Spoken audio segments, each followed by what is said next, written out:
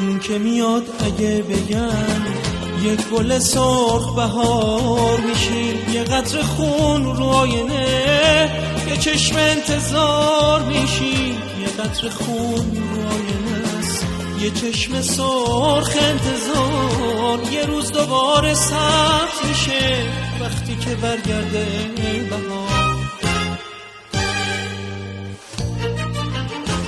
هر کی با این رو به روست رو هست و نیست پل میزنه، یه چشم سرخ آتشی توی چشاش زل میزنه، توی چشاش زل میزنه.